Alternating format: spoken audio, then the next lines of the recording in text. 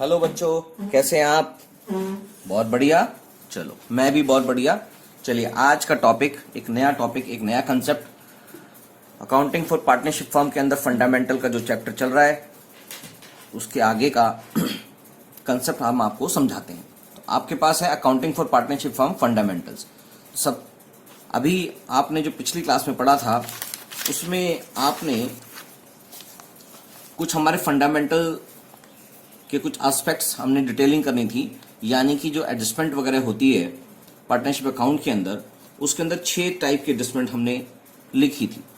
तो फर्स्ट वाली एडजस्टमेंट के बारे में हमने पिछली क्लास में partnership capital account, partners capital account के बारे में पढ़ा था, जिसके अंदर fixed and fluctuating capital account यानी कि करंट अकाउंट और कैपिटल अकाउंट के थ्रू जो हमने मेथड पढ़ा था, दोनों अकाउंट के थ्रू, एक capital account method, fixed capital account method और fluctuating capital account method. Fluctuating capital account में सिर्फ और सिर्फ एक अकाउंट मेंटेन किया जाता है और फिक्स्ड कैपिटल अकाउंट के अंदर कैपिटल अकाउंट और करंट अकाउंट दोनों अकाउंट मेंटेन किए जाते हैं। अब उसके आगे का कंसेप्ट हम पढ़ते हैं। तो सबसे पहले दूसरा जो पॉइंट था, दूसरा पॉइंट ये है, हम ये वाला पॉइंट पढ़ेंगे, रिम्यूनरेशन या सैलरी के रूप में, सैलरी या कमीशन के रूप में जो भी पार्टनर को जाता है, सैलरी या कमीशन के रूप में जो भी पार्टनर को जाएगा, उसकी हम अकाउंटिंग और कैलकुलेशन कैसे करेंगे उसके बारे में हम बात करते हैं। तो सबसे पहले रिम्यूनरेशन या सैलरी के रूप में, पार्टनर्स के रिम्यूनरेशन या सैलरी के रूप में अगर उनकी पार्टनरशिप डीड होगी और उसमें इस तरह का क्लॉज लिखा होगा, तभी सैलरी या कमीशन जाएगा। तो allowed only if partnership deed allows, अगर पार्टनरशिप डीड है और उसमें अगर लिखा हुआ है कि पार्टनर को सैलरी या कमीशन जाएगी, तभी ये अलाउ किया जाएगा।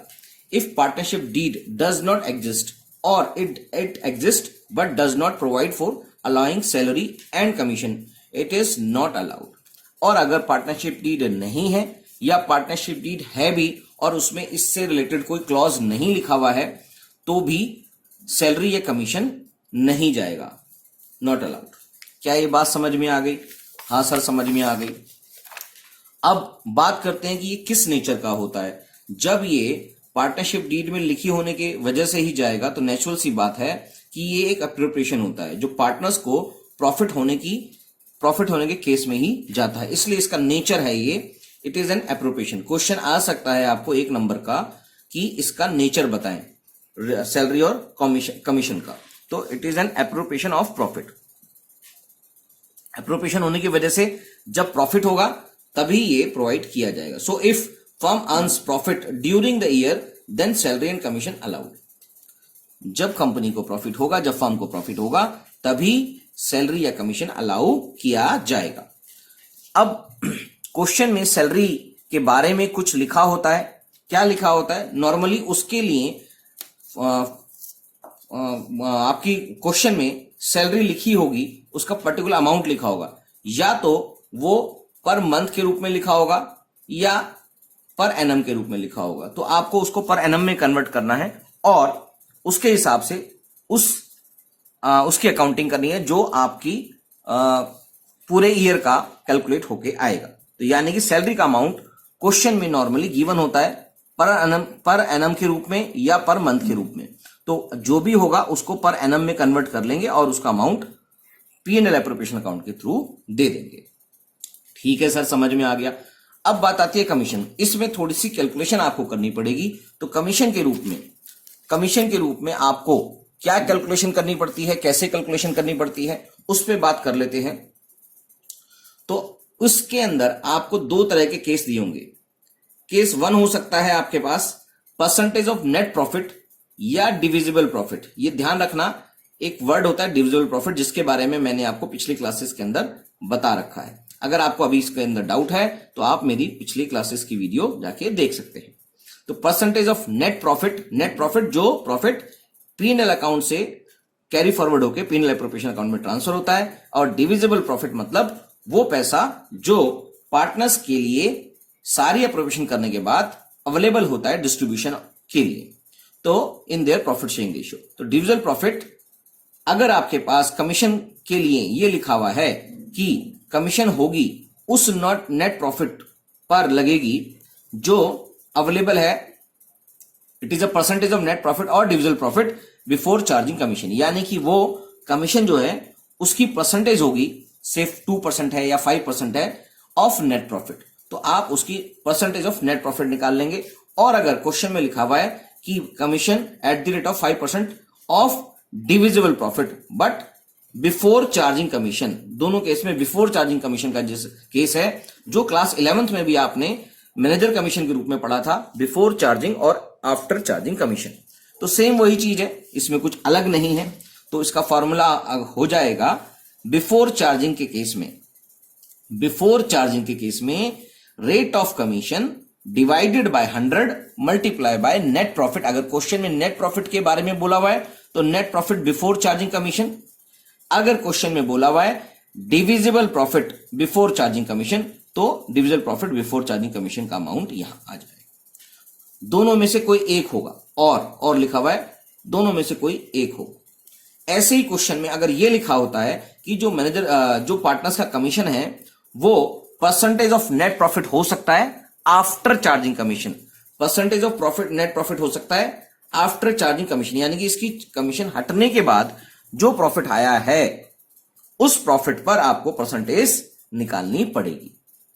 तो आपके पास वो वाला प्रॉफिट अवेलेबल नहीं होता है, तो इसके लिए आपके पास फिर वापस फॉर्मूला बन जाता है रेट ऑफ कमीशन, जैसा पिछली केस में था, rate of commission divided by 100 plus rate of commission, same it is same as class 11th के अंदर मैनेजर कमीशन के रूप में जिस तरह से लगा करता था।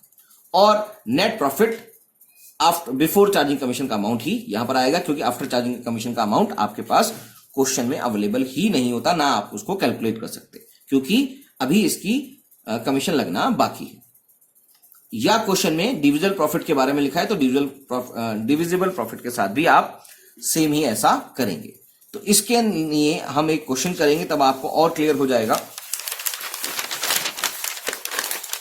और जो अकाउंटिंग ट्रीटमेंट है वो भी कोई मुश्किल नहीं है इसके अंदर। वो तो सर आप हमेशा ही बोलते हो कुछ मुश्किल नहीं है। हाँ, हमेशा इसलिए बोलता हूं क्योंकि आप उसको मुश्किल समझने लग जाते हैं, और जबकि मुश्किल नहीं होती है। नहीं होती किस लिए? क्योंकि हम उसकी प्रैक्टिस कर लेते हैं तो उसकी मुश्किल अपने आप खत्म हो जाती है। चलिए, तो allowing salary commission to partner, यानी कि जब पार्टनर को हम सैलरी ड्यू करते हैं, जब देने की बात करते हैं, तो पार्टनर्स को मैंने अभी पहले भी आपको समझाया था, पार्टनर्स को कभी भी कोई पैसा फिजिकली ना तो दिया जाता है ना उससे कुछ लिया जाता है किसी भी अप्रोप्रिएशन या चार्ज के रूप में। सिर्फ उसकी एक मेयर जनरल एंट्री कर दी जाती है जो उसके अकाउंट पे, कैपिटल अकाउंट पे इफेक्ट डालती है। तो यहां पर भी पार्टनर को पैसा ड्यू करके दिया जा रहा है, अलाउ करके दिया जा रहा है। तो पार्टनर्स सैलरी अकाउंट, क्योंकि ये खर्चे के रूप में है, एक्सपेंस के रूप में फर्म के लिए, तो अप्रोप्रिएशन जो दिखाई देगा वो partners salary to partners capital account या करंट अकाउंट, जो भी केस होगा। अब आपको करंट अकाउंट के बारे में क्लियर हो गया होगा कि करंट अकाउंट हम तब रखते हैं जब फिक्स कैपिटल मेथड रखा हुआ है, जब फिक्स कैपिटल अकाउंट मेथड आपने मेंटेन किया हुआ है। तो और ये फाइनली ये अकाउंट को क्लोज करना है, और क्लोज करने के लिए आपके पास अवेलेबल है P&L एप्रोप्रिएशन अकाउंट, जहां पर जाके इसको क्लोज कर देते हैं। तो इस तरह से एंट्री हो जाती है। तो इसकी अकाउंटिंग ट्रीटमेंट इस तरह से होगी। तो इसमें कोई ज्यादा मुश्किल बात नहीं है। जैसे नॉर्मल है आपको जनरल एंट्री करनी होती है, वैसी नॉर्मल जनरल एंट्री है, इसमें कोई नई चीज नहीं है। जैसे सैलरी ड्यू करते थे पहले, तो सैलरी ड्यू करी है, किसको करी है? पार्टनर्स कैपिटल अकाउंट को, पार्टनर्स को, या करंट अकाउंट में जैसा भी केस होगा। और इसके बाद सैलरी या कमीशन का जो अकाउंट खुला था उसको क्लोज करने के लिए आप P&L एप्रोप्रिएशन अकाउंट में जाके क्लोज कर देंगे। क्या मेरी बात समझ में आ गई? यानी कि P&L एप्रोप्रिएशन अकाउंट के डेबिट साइड में आपको लिखना होता है टू पार्टनर सैलरी अकाउंट, और उनके कैपिटल अकाउंट के अंदर ट्रांसफर कर दिया जाता है। क्या मेरी बात समझ में आ गई? यानी कि इसको एंट्री को अगर हम क्लब कर दें तो एंट्री तो साफ दिख रही है, P&L appropriation account to partners capital account, यानी कि ये दोनों चीजें कट जाती हैं। Finally P&L appropriation account to partners capital account. मगर जनरल एंट्री करते वक्त हम ये दोनों एंट्री करेंगे। अगर आपको P&L एप्रोप्रिएशन अकाउंट बनाना है तो सिर्फ आप सीधा एक एंट्री करेंगे to partner P&L appropriation account के अंदर डेबिट साइड में सैलरी लिखकर जो भी पार्टनर का नाम है, ए कैपिटल अकाउंट या current account, B capital account या करंट अकाउंट, उसके अंदर उसको ट्रीटमेंट कर देते हैं। ये सब आपने पहले थोड़ा बहुत किया हुआ है, बाकी इसकी अकाउंटिंग ट्रीटमेंट के बारे में मैंने आपको बता दिया। तो ये टॉपिक ज्यादा मुश्किल नहीं था। जो हम पहले टॉपिक से दूसरे टॉपिक पे आए हैं उससे रिलेटेड एक क्वेश्चन है टीएस ग्रेवाल एडिशन 2019 इलस्ट्रेशन 15। तो इसके लिए क्वेश्चन देख लेते हैं पहले, क्या कहता है क्वेश्चन। क्वेश्चन कहता है sir, A B and C are partners in a firm. 3 partner हैं फर्म के अंदर। इस क्वेश्चन को कर लेते हैं। ठीक है सर, आप ही करो। नहीं, आप भी करेंगे, साथ साथ करेंगे, क्योंकि अब आपको काफी हद तक हर चीजें समझ में आने लगी हैं। तो मैं पहले क्वेश्चन बना लेता हूं, जैसे मेरी आदत है आपके सामने हर बारी मैं क्वेश्चन बनाता हूं। तो क्वेश्चन बनाने के लिए ए बी सी 3 पार्टनर है, ए बी सी। मुझे लगता है कि आपको शायद इसकी विजिबिलिटी कम होती है, तो मैं इसको ब्लैक पेन से ही बना देता हूं। ए बी सी 3 पार्टनर है। हाँ सर, 3 पार्टनर है। According to the partnership deed the partners are entitled to draw up ₹7,000 per month. Drawings दे रखी है 7,000 पर मंथ। ठीक है sir. On the first day of every month A B and C drew ₹7,000, 6,000 and 5,000 respectively. अब interest on drawing के बारे में आपको बहुत ज्यादा बातें नहीं बता रखी हैं, मगर इस क्वेश्चन में इंटरेस्ट ऑन ड्राइंग की बातें आ गई हैं। तो ठीक है, इससे एक रेफरेंस में आपको मैं बातें बता दूंगा, मगर इंटरेस्ट ऑन ड्राइंग के रूप में और भी आप बातें जानेंगे जो आगे के क्लास जब आगे बढ़ेगी धीरे धीरे, तब आपको इसके बारे में डिटेल और पता लग जाएगी। यानी कि जो पार्टनर्स हैं वो ₹7,000 पर मंथ के विड्रॉल करने के लिए अलाउड है उनको। On the first day of every month A B C drew ₹7,000, 6,000 and 5,000 respectively. और उन्होंने हर महीने के 1 तारीख को 7,000 रुपए पर मंथ के हिसाब से ड्रॉ कर लिए। इंटरेस्ट ऑन कैपिटल्स एंड, सबसे पहली बात यह है कि अगर हम बात करें ड्राइंग्स के रूप में, इंटरेस्ट ऑन ड्राइंग के रूप में अगर कुछ क्वेश्चन में लिखा होगा तभी बात करेंगे, मगर उनकी ड्राइंग्स कितनी हुई है, तो उनकी ड्राइंग्स हुई है एक ही। अगर मैं बात करूं ड्राइंग्स ने में 7,000 रुपीज ए ने निकाले हैं, तो 12 से मल्टीप्लाई हो जाएगा। और बी ने निकाले हैं 6,000 रुपीज, इसको भी 12 से मल्टीप्लाई कर देंगे। और सी ने निकाले हैं 5,000 रुपीज, इसको भी 12 से मल्टीप्लाई कर देंगे। तो आपके पास 84,000 इसकी ड्राइंग्स आ गई, 60,000 इसकी ड्राइंग आ गई, और नहीं 72,000 हो गई, 72,000 और इसकी 60,000 हो गई। 60,000 इसकी ड्राइंग्स हो गई। क्या ये बात समझ में आई? हाँ सर, समझ में आ गई।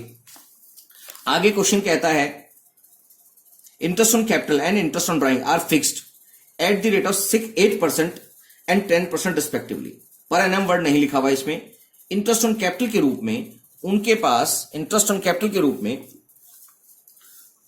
और इंटरेस्ट ऑन ड्राइंग के रूप में उन्होंने फिक्स कर रखा है कि 8% एंड 10% लगेगा। पर एनम वर्ड नहीं लिखा हुआ दोनों के साथ, तो इंटरेस्ट ऑन कैपिटल और इंटरेस्ट ऑन ड्राइंग के रूप में लिख लेते हैं। इंटरेस्ट ऑन कैपिटल और इंटरेस्ट ऑन ड्राइंग के रूप में कितना पैसा लगेगा जी? क्वेश्चन ने बोला इंटरेस्ट ऑन कैपिटल के रूप में मिलेगा 8% और इसमें लगेगा जी 10%। पर एनम वर्ड नहीं लिखा है, मैं बार बार पर एनम वर्ड पे एम्फेसाइज कर रहा हूं, तो आप इस चीज को समझें कि इसका कुछ ना कुछ मतलब होगा। इसके ऊपर फिक्स्ड लिखा हुआ है कि फिक्स्ड है इंटरेस्ट ऑन कैपिटल 8% और interest on drawing 10%। Profit for the year ended 31 March 2019 was 7,55,000, out of which rupees 2 lakh are to be transferred to journalism। आपके पास अवेलेबल जो प्रॉफिट है वो है वो है जी 7,55,000। ठीक है सर, और उसमें से ट्रांसफर कर देंगे जर्नलिज्म में कितना जी? 2 लाख। क्वेश्चन ने बोला हमारे को। ठीक है सर। उसके बाद बोलता है BNCR to get salary of ₹30,000 and ₹45,000 per annum. Salary दे रखी है 30,000 ए और बी और सी की। सैलरी की बात क्वेश्चन में दे रखी है, बी को दे रखी है। ये ए की बात हो रही है यहां पर, और ये बी की बात हो रही है, और सी की बात हो रही है। तो ए की बात के अंदर कुछ नहीं है, और बी के अंदर बोल रखा है सैलरी 30,000 और सी को सैलरी जा रही है 45,000। ठीक है सर, पूरे साल की सैलरी पर एनम लिखा हुआ है रिस्पेक्टिवली, ये लिखा हुआ। And A is to receive commission at the rate of 10% on distributable profit after charging such commission, यानी कि ए को कमीशन मिलेगी। A is to receive commission, उसको सैलरी नहीं जा रही है, उसको कमीशन जा रही है सिर्फ। A is to receive commission at the rate of 10% on distributable profit after charging such commission, यानी कि ए को क्या मिलेगा जी? कमीशन मिलेगी। कितनी मिलेगी सर? उसको मिलेगी जी 10%। 10% मिलेगी किसकी? डिविजिबल या डिस्ट्रीब्यूटेबल प्रॉफिट की, डिविजिबल प्रॉफिट की। ठीक है सर, ये बात तो समझ में आ गई सर। अब क्वेश्चन में लिखा हुआ है आफ्टर चार्जिंग सच कमीशन, और आफ्टर चार्जिंग, मैं इसको शॉर्ट में लिख लेता हूं, आफ्टर चार्जिंग कमीशन, यही वाली कमीशन चार्ज करने के बाद जो प्रॉफिट आएगा डिविजिबल प्रॉफिट, उस पर इसको दिया जाएगा। क्वेश्चन की लैंग्वेज समझना बहुत जरूरी है। अगर आपको क्वेश्चन की लैंग्वेज समझ नहीं आई तो आपसे क्वेश्चन गलत हो जाएगा। मैं बहुत धीरे ही पढ़ा रहा हूं जिससे आपको कोई कंफ्यूजन क्रिएट ना हो। On 1 April 2018 balance of their capital accounts, यानी कि ओपनिंग कैपिटल है, क्योंकि ये सारी बातें जो उसने प्रॉफिट बताया था 31 मार्च 2019 का था, और ये ओपनिंग कैपिटल बन गई on 1 April 2018। Balance of their capital accounts were 5 lakh, 4 lakh and 3,50,000, यानी कि उनकी जो कैपिटल क्वेश्चन में गिवन है, यहां पर लिख देता हूं कैपिटल, वो है 5 लाख, 4 लाख एंड 3,50,000। तीन हमारे पास 5 लाख, 4 लाख और 3,50,000, तीन पार्टनर्स हैं, ये बोला। अब क्वेश्चन है बोला है जी prepare P&L appropriation account for the year ended 31 March 2019 and capital accounts of the partners in the books of the firm. सबसे पहले आप मुझे ये बताएंगे कि कैपिटल अकाउंट कौन से नजर आ रहे हैं आपको? फिक्स्ड नजर आ रहे हैं या फ्लैक्चुएटिंग नजर आ रहे हैं? सर फ्लैक्चुएटिंग ही नजर आ रहे हैं। क्यों? क्योंकि इसमें फिक्स जैसी कोई बात बोली नहीं है, कहीं पर भी फिक्स्ड कहीं पे भी ऐसा दिखाई नहीं दे रहा है कि इसके कैपिटल अकाउंट फिक्स्ड है जिससे हम करंट अकाउंट मेंटेन करें। ठीक है सर, बिल्कुल सही बात है। अब इस क्वेश्चन को हम कर लेते हैं, क्वेश्चन को यहां रख लेते हैं। क्वेश्चन में बहुत सारी चीजें हैं, तो क्वेश्चन को करने के लिए हम इसको अलग से पेज पे कर देते हैं। अब क्वेश्चन को बार बार देखने की जरूरत नहीं पड़ेगी, हमारे पास सीधा सीधा P&L एप्रोप्रिएशन अकाउंट बनाना है। P&L एप्रोप्रिएशन अकाउंट के लिए आपने परफॉर्मा खींच लिया है। बच्चे कह रहे हैं हम भी कर लेंगे सर, आपसे पहले कर लेंगे। मुझे पता है आप सारे समझदार हैं, तो आप कर लेंगे, मुझे ये भी पता है, तो फटाफट कर लीजिए। चलिए अब आगे क्वेश्चन देख लेते हैं। क्वेश्चन में कैपिटल अकाउंट या ये सब चीजें दे रखी है, मगर आपको सबसे पहले क्या चाहिए होता है? आपको सबसे पहले चाहिए होता है इसमें प्रॉफिट, जो क्वेश्चन में गिवन है। तो बाय नेट प्रॉफिट, अगर इसके अंदर इंटरेस्ट ऑन लोन की बात करी गई होती तो उसको हटाने के बाद का प्रॉफिट हम यहां लेते, मगर इंटरेस्ट ऑन लोन जैसी कोई बात यहां पर बताई नहीं रखी है, या कोई ऐसा चार्ज अगेंस्ट प्रॉफिट बात होती जो P&L एप्रोप्रिएशन अकाउंट में लगना होता तो आप उसको हटा लेते, तब आप ये प्रॉफिट लेते, मगर ऐसा कुछ भी क्वेश्चन में गिवन नहीं है। तो यहां पर नेट प्रॉफिट गिवन है 7,55,000। ठीक है सर, 7,50,000 क्वेश्चन में गिवन है, ये प्रॉफिट गिवन है, सही है। अब क्वेश्चन में जो जो चीजें जाएंगी तब देखेंगे। ड्राइंग्स की बात हो रही है कि 84,000 इन्होंने की, 72,000 इन्होंने की और 60,000 इन्होंने की। क्वेश्चन ने बोला है कि ड्राइंग्स में जो इंटरेस्ट लगना है वो 10% है और वो फिक्स्ड है। इसका मतलब जो ड्राइंग्स का इंटरेस्ट है वो 84,000 का, यानी कि यहां पर लिख लेता हूं, ए का कॉलम थोड़ा सा गड़बड़ हो गया है, 84,000 का 10% हो गया फिक्स्ड। क्योंकि वो केस अलग होता, क्योंकि इन्होंने अलग से बता रखा है कि उन्होंने first day of the month हर महीने विड्रॉ किया है, वो सारी चीजें इसके अंदर यहां पर मैटर नहीं करती। क्यों? क्योंकि क्वेश्चन ने बोला कि इंटरेस्ट ऑन ड्राइंग जो है वो फिक्स्ड है 10%, तो इसका 10% लिख लिया जाएगा, और इसका है 7,200 और इसका है 6,000। तो इस तरह से इंटरेस्ट ऑन कैपिटल निकल आता है। तो यहां पर इंटरेस्ट ऑन ड्राइंग निकल आता है। तो बाय इंटरेस्ट ऑन ड्राइंग कौन कौन लोग है जी? इस कैपिटल अकाउंट पे लगेगा, बीस कैपिटल अकाउंट पे लगेगा और सीज कैपिटल अकाउंट पे लगेगा। ठीक है सर, लगेगा, बिल्कुल लगेगा। और हमने कैलकुलेट भी कर लिया है, दैट इज 84,000 84,000 लिखा गया, 8400 है ये 84,000 पे तो 10% लग रहा है, तो 8400, 7200 और 6000 ये हमने टोटल निकाल लिया। ठीक है सर, अब इसका टोटल करके लिख देते हैं। ये हो गया 200 और नहीं 6 और 15 और 6 21, 21,600 यहां पर आ गया है आपका P&L एप्रोप्रिएशन अकाउंट के अंदर इंटरेस्ट ऑन ड्राइंग के रूप में, टोटल इन तीनों का मिला के। ठीक है सर, हमने इंटरेस्ट ऑन ड्राइंग यानी कि ड्राइंग की बात जो है वो कैपिटल अकाउंट के अंदर होगा, P&L एप्रोप्रिएशन अकाउंट से कोई लेना देना नहीं है। मैं अभी P&L एप्रोप्रिएशन अकाउंट बना रहा हूं, तो अभी आपके पास इंटरेस्ट ऑन ड्राइंग लग चुकी है। अब इंटरेस्ट ऑन कैपिटल की बात करेंगे, वो भी फिक्स्ड है 8% पर। तो अगर इंटरेस्ट ऑन कैपिटल लगना है तो इंटरेस्ट ऑन कैपिटल 8% पे लगेगा। टू इंटरेस्ट ऑन कैपिटल किस किस पे लगेगा सर? सर तीनों की कैपिटल है तो तीनों की कैपिटल पे ही लगेगा। ठीक है सर, एस कैपिटल अकाउंट, बीस कैपिटल अकाउंट और सीज कैपिटल अकाउंट। ठीक है सर, समझ में आता है। तो कितना लगेगा? इसकी कैपिटल है 5 लाख और 5 लाख पे 8%, इसकी कैपिटल है 4 लाख वो भी 8% और 3.5 लाख वो भी 8%। तो हम इसको निकाल के दे देते हैं इसी पे निकाल देते हैं। 5 लाख का फिक्स है, क्वेश्चन में फिक्स बोला है तो हम उस पर कुछ भी ध्यान नहीं देंगे। 5 लाख पे कोई ड्यूरेशन का चक्कर नहीं है, कोई टाइम ड्यूरेशन पे हम कुछ भी कंसीडर नहीं करेंगे। 5 लाख पे सीधा 8% निकाल देंगे, 8%।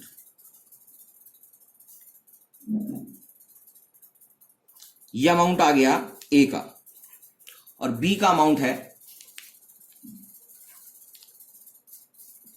4 लाख पे। सर आप ये छोटी छोटी कैलकुलेशन करके दिखाते हो, क्या आपको लगता है हमें नहीं आता? हाँ, मुझे ऐसा तो लगता है कि नहीं आता, इसलिए मैं करके दिखा देता हूं। तो 32,000 यहां पर आ गया और सी के अंदर 3,50,000 इसकी कैपिटल है और उस पर भी 8% इंटरेस्ट लग रहा है, तो उसको भी कैलकुलेट कर देते हैं। 40 4 28,000। तो आपके पास इन तीनों की इंटरेस्ट ऑन कैपिटल की अमाउंट आ गई है। तो इंटरेस्ट ऑन कैपिटल आपने लगाया, ए की कैपिटल पे 40,000 रुपए, 32,000 बी की कैपिटल पे और सी की कैपिटल पे 28,000। ठीक है सर, कितना आया सर? 1 2 3 जीरो तो है इसमें और 1 5 और 5 10, 1 लाख रुपए आ गया बच्चे। तो 1 लाख रुपए हमने इंटरेस्ट ऑन कैपिटल लिख दिया। अब क्वेश्चन ने 2 लाख रुपए जनरल रिजर्व के अंदर ट्रांसफर करने के लिए बोला हुआ है। वैसे तो इससे पहले लिखना था, मगर कोई भी ज्यादा फर्क नहीं पड़ना, क्योंकि इसका अमाउंट में से इसको ट्रांसफर करना था या इसमें ऐसा कुछ नहीं लिखा हुआ। तो to transfer to general reserve, तो जनरल रिजर्व के रूप में 2 लाख रुपए आप ट्रांसफर कर देंगे P&L एप्रोप्रिएशन अकाउंट के अंदर जनरल रिजर्व के से जनरल रिजर्व के अंदर। तो हमने ये भी ट्रांसफर कर दिया सर। ठीक है जी, प्रॉफिट हमने लिख लिया था, इंटरेस्ट ऑन ड्राइंग हमने कैलकुलेट करके लिख ली, इंटरेस्ट ऑन कैपिटल हमने लिख लिया, सैलरी इसको जानी है 30,000, इसको जानी है 45,000। तो अब ये देखते हैं कि बी को सैलरी जानी है, तो टू पार्टनर्स सैलरीज अकाउंट किस किस को जानी है सर? 20 कैपिटल अकाउंट को जानी है और सीज कैपिटल अकाउंट को जानी है। क्वेश्चन इसका अमाउंट दे रखा है डायरेक्ट पूरे साल का 30,000 रुपए और 30,000 रुपीज और 45,000 रुपीज पर एनम। तो यह हो गया 75,000 रुपीज। ठीक है सर, अब बचा कमीशन, जिसके बारे में सारी चीजें समझनी है। कमीशन बोला है किस पर लगनी है? डिविजिबल प्रॉफिट पे। तो डिविजिबल प्रॉफिट पहले निकालना चाहिए आपको, तो एक बार इसको क्लोज कर देते हैं पहले, तब डिविजिबल प्रॉफिट आएगा आपका। डिविजिबल प्रॉफिट के लिए आपके पास है 7,55,000 और 21,600। तो 600 इधर आ गया और 6 इधर आ गया, 7 इधर आ गया और 7 7,76,600 7,76,600 टोटल प्रॉफिट आपके पास अवेलेबल है, जिसमें से 1 लाख रुपए इंटरेस्ट ऑन कैपिटल के रूप में कट गया और 2 लाख रुपए जर्नलिज्म में चला गया और 75,000 सैलरी के रूप में चला गया। तो 3,75,000 माइनस कर देंगे तो आपके पास है 7,76,600 माइनस हमने निकाला था 3,75,000 माइनस कर देंगे तो हमारे पास पैसा बच जाएगा 4,01,600 रुपीज आपके पास डिविजिबल प्रॉफिट बच जाएगा। आपके पास डिविजिबल प्रॉफिट कितना बचा जी? 4,01,600, जो आपने जितने भी अप्रोप्रिएशन किए थे, जो अवेलेबल प्रॉफिट था इंटरेस्ट ऑन ड्राइंग के रूप में भी जो जुड़ गया था, वो अवेलेबल प्रॉफिट ये था। इसमें से इंटरेस्ट ऑन कैपिटल के रूप में 1 लाख रुपीज, जनरल रिजर्व में 2 लाख रुपीज और सैलरी के रूप में 75,000 रुपीज माइनस करने के बाद जो आपके पास अवेलेबल प्रॉफिट है, इसी को बोलेंगे डिस्ट्रीब्यूटेबल या डिविजिबल प्रॉफिट। और इसका ही आपको कमीशन देना है 10%, मगर आफ्टर चार्जिंग सच कमीशन। तो यानी कि आपके पास 10 अपॉन में 10 प्लस परसेंटेज ऑफ कमीशन किसको जाना है? सर ए को जाना है, क्योंकि उसको सैलरी नहीं मिलती, इन्होंने इसको कमीशन दे दिया। ठीक है सर, किसका? 4,01,600 रुपीज का इसको जाना है डिविजिबल प्रॉफिट का। ठीक है सर, यानी कि 10 अपॉन 100 प्लस 10%, यानी कि 110 मल्टीप्लाई बाय 4,01,600। तो इसको इससे काट देते हैं। अब बचेगा क्या? तो अब इसको काट के देखते हैं सर कितना आ रहा है। 11 से काट देते हैं भैया। 11 3 जा 33, बच्चे 7, 11 6 जा 66, बच्चे 5 और 11 5 जा 55, बचा 1, 0 आ गया। तो 11 9 जा 99, बचा 1, तो 0.09 इस तरह से ये दिखाई दे रहा है। तो हम इसको राउंडेड ऑफ में एक फिगर ले लेते हैं, ₹36,509 रुपीज, 36,509, यानी कि 2 एज कैपिटल अकाउंट,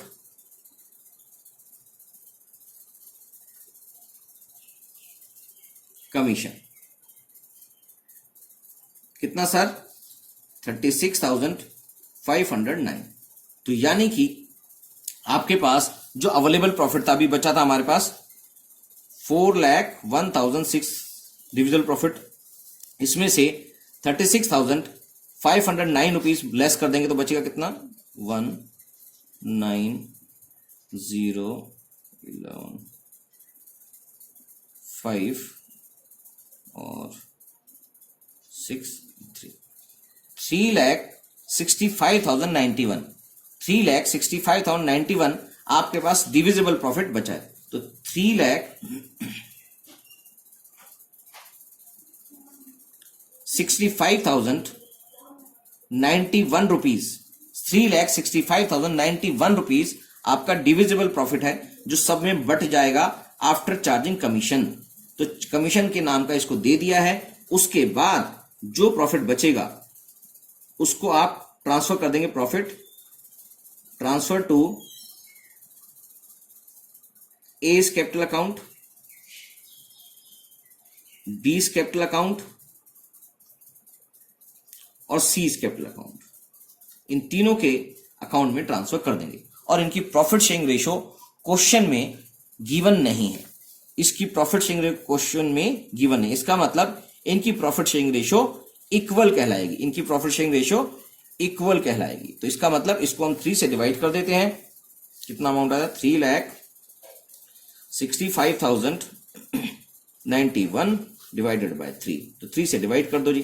3 1 जा 3 2 जा 3 1 जा बच्चा 2 3 8 जा 18 2 3 9 जा 27 और बच्चा 2 3 7 जा 121 6 6 जाए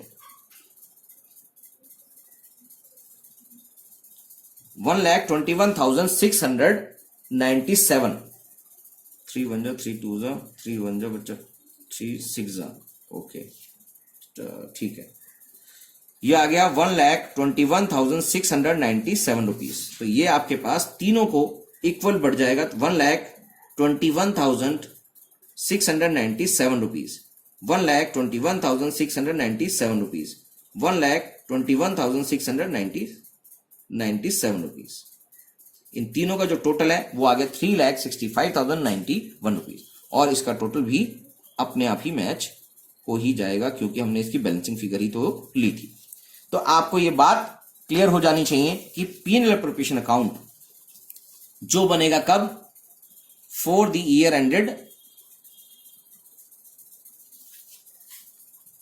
31 मार्च 2019 के अंदर, इस क्वेश्चन के हिसाब से। तो ये P&L अप्रोप्रिएशन अकाउंट आपके लिए बना दिया है। सर ये तो हमें आता था, ठीक है भैया। तो अब उसके आगे का क्वेश्चन कर देते हैं, आता था तो, जिसको हम बोलते हैं पार्टनर्स के कैपिटल अकाउंट। क्वेश्चन ने बोला है कि पार्टनर्स के कैपिटल अकाउंट भी बनाने हैं। जो यहां पर साफ साफ दिखाई दे रहा है कि पार्टनर के जो कैपिटल अकाउंट है वो आपके फ्लैक्चुएटिंग मेथड से बनेंगे, क्योंकि इसने फिक्स कैपिटल अकाउंट मेथड जैसा कुछ भी मेंशन नहीं किया है, यहाँ लिखा हुआ नहीं है कहीं पे भी। तो पार्टनर्स के कैपिटल अकाउंट फ्लैक्चुएटिंग ही बनेंगे। तो सिर्फ और सिर्फ एक ही अकाउंट मेंटेन किया जाएगा जिसको हम बना देते हैं, जिसका नाम होगा पार्टनर्स कैपिटल अकाउंट। ठीक है सर।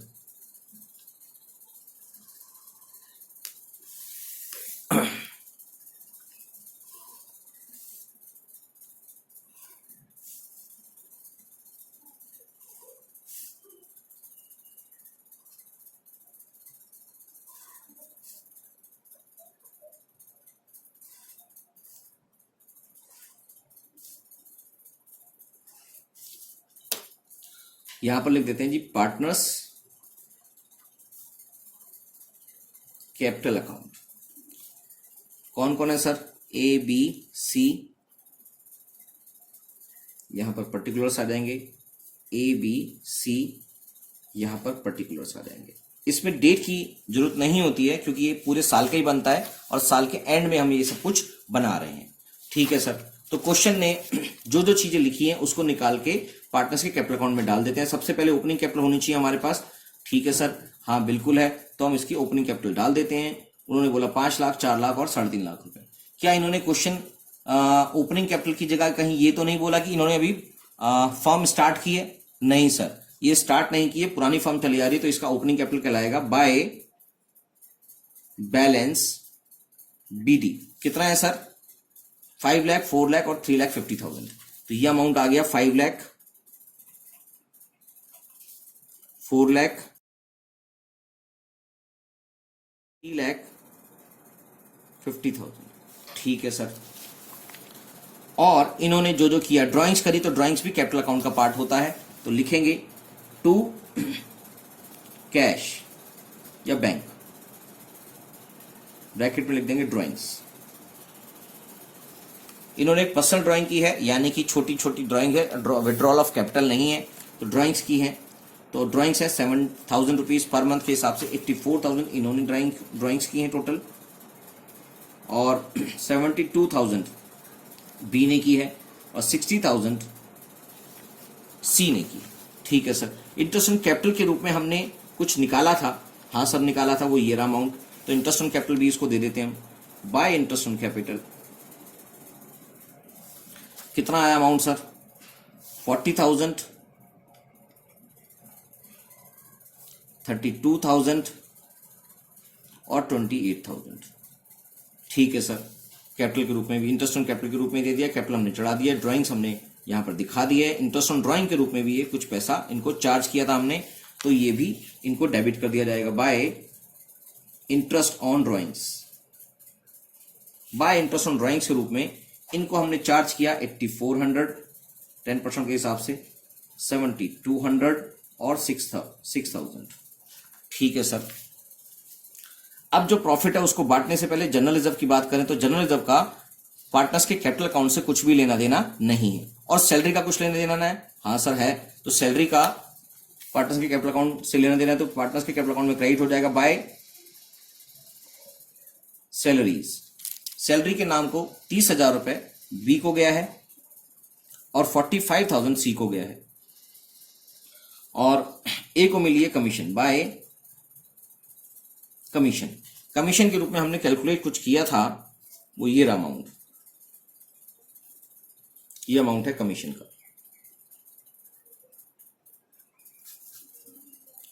वो है 36,509। ये है प्रॉफिट शेयर और ये है कमीशन का। तो कमीशन है एक हो गई है 36,509 और जो प्रॉफिट है उसको शेयर कर दिया बाय P&L एप्रोप्रिएशन अकाउंट। वो अमाउंट गया है 1,21,697। तो 1,21,697, 1,21,697। ठीक है सर, हमने सारी चीजें चढ़ा दी हैं, अब कुछ भी बाकी नहीं रह गया है। ड्राइंग्स चढ़ा दी, इंटरेस्ट ऑन ड्राइंग चढ़ा दी, बैलेंस ओपनिंग बैलेंस चढ़ा दिया, इंटरेस्ट ऑन कैपिटल चढ़ा दिया, सैलरी के रूप में जो पैसा जाना था वो हमने चढ़ा दिया, एस कैपिटल कमीशन के रूप में जो पैसा जाना था ए को वो चढ़ा दिया, जो प्रॉफिट शेयर जाना था हमने वो चढ़ा दिया। ठीक है सर, अब इनकी हम बैलेंसिंग कर देंगे। चलो जी, वीडियो को ज्यादा लंबा ना करते हुए हम इसकी फटाफट इसकी कैलकुलेशन कर देंगे और आपको बता देते हैं। ठीक है सर, तो हमारे पास इसका टोटल जो आ गया, फटाफट कर देते हैं भाई इसको भी टोटल। 5,40,000 रुपया, 5,40,000 प्लस में 36,509, यह आ गया 9,05,6,7 5,76,509 और 1,21,697, 16, 1, 10 और बच्चा 1, 12, 1, 8, 9 और 6,98,206। क्रेडिट साइड का बैलेंस आ रहा है ये, और ये छोटा है, इसका मतलब 6,98,206 और इसमें से माइनस कर देंगे 84 और 86, 80, 90, 92,400 माइनस कर देंगे, ये दोनों मिलाकर किस में से करेंगे सर? 6,98,206 में से। ये आ गया 6, 0 का 0, 12 में से 8 और 7 में से 2 गए 5 और ये बचा 9 में से 9, 0 और 6, 6,05,806। तो हमारे पास टू बैलेंस सीधी, इसका क्लोजिंग बैलेंस बन गया 6,05,806। तो 6,98,206 दोनों तरफ क्लोज कर दिया और उसके बाद इनकी जो बैलेंसिंग करी 6,05,806 यहां पर दिखाई दे रहा है। ऐसे ही इसका भी टोटल कर देते हैं फटाफट। 4,62,000 रुपये, 4,62,000 यहां पर आ गया, 4,62,000 ये तीनों का टोटल प्लस 121,697। ठीक है सर, तो ये प्लस कर देते हैं 7,96,385, 583,697 लेस करेंगे इसमें से 79,200, 97,200, 97, 4, 13 में से 9 गए 4 बचे 7, 0, 5,04,497 रुपए, 5,04,497। तो 5,04,497 रुपीज। तो आपके पास टोटल जो आया था, इसका आया था हमारे पास, कितना लिखा था हमने, 5,83,697, 5,83,697। तो 5,04,497 रुपया, 5,04,497 रुपीज, 4,497 रुपीज डी का बैलेंस आ गया। ठीक है सर, और उसके बाद सी को टोटल कर लेते हैं। अमाउंट आ गया 3 लाख, ये आ गया 13,1,7, तो 73,000 इन दोनों का टोटल हो गया और 3,50,000 ये अलग लिखा हुआ है। तो अमाउंट ये हो गया 1, 2, 3, 3, 12, 1, 4,23,000 पे 4,23,000 ये अलग अमाउंट लिखा हुआ है और साथ में 1,21,697 प्लस कर दें तो 697 ये आ गया, 4 आ गया, 4 ये आ गया, 5,44,697 5,44,697 तो 5,44,697 हमने टोटल कर दिया, जिसमें से ये 66,000 माइनस करना है। तो 5,44,697 आपने इसमें से लेस करना है 66,000। 976 एक नहीं लेस करना है ना, ओके 14 में से 8 बच्चे 13 में से 6 गए 7 4 4,78,697 4,78,697। अब एक खास बात बच्चों, जो हमने ये क्वेश्चन तो उतारा था ठीक है, मगर जो ये मैंने कैलकुलेशन दिखाई है ये आपके वर्किंग नोट्स का पार्ट है। ये वर्किंग नोट्स जो मैं यहां पर रफ दिखा रहा हूं ये रफ नहीं है, ये आपके वर्किंग नोट्स है, क्योंकि कैलकुलेशन एक ही पेज पे दिखानी थी, मैंने आपको करके दिखा दी, प्लस माइनस भी कर दी। तो आपको जो प्लस माइनस है ये अलग से एक रफ पेज पे करेंगे। बाकी ये जो चीज है ये एक वर्किंग नोट्स का पार्ट है। ये जो डिविजिबल प्रॉफिट आपने निकाला ये भी एक वर्किंग नोट्स का पार्ट है। ये जो आपने कमीशन निकाला ये भी एक वर्किंग नोट्स का पार्ट है। और जो आपने ये प्रॉफिट शेयर निकाला ये भी एक वर्किंग नोट्स का पार्ट है। Working note number 1, working note number 2, working note number 3, working note number 4। तो 4 वर्किंग नोट बन गए हैं आपके टोटल मिला के। मैंने थोड़ा सा गंदा कर दिया यहां पर, मगर आपको इस तरह से नहीं करना। वर्किंग नोट नंबर 4 तक आप अलग से निकाल के शो करेंगे। तो ये कैलकुलेशन करना आपको मैंने सिखाया पूरा एक एक करके, इसलिए ये क्वेश्चन थोड़ा सा देखने में गंदा लग रहा है, बाकी है नहीं कुछ ऐसा। तो आपके लिए ये पूरा क्वेश्चन मैंने कर दिया है, पार्टनर्स के एप्रोप्रिएशन अकाउंट और पार्टनर्स के कैपिटल अकाउंट बना दिए। तो इस तरह से ये क्वेश्चन कंप्लीट हो जाता है। तो आज की क्लास इतनी ही बहुत है आज। अगली क्लास में हम अगला कॉन्सेप्ट पढ़ेंगे जिसको हम इंटरेस्ट ऑन ड्राइंग के रूप में देखेंगे। तो इंटरेस्ट ऑन ड्राइंग भी एक इंटरेस्टिंग टॉपिक है, काफी अच्छा मजा आता है उसको करने में। चलिए बस आज की क्लास इतना ही। Okay, good day, thank you.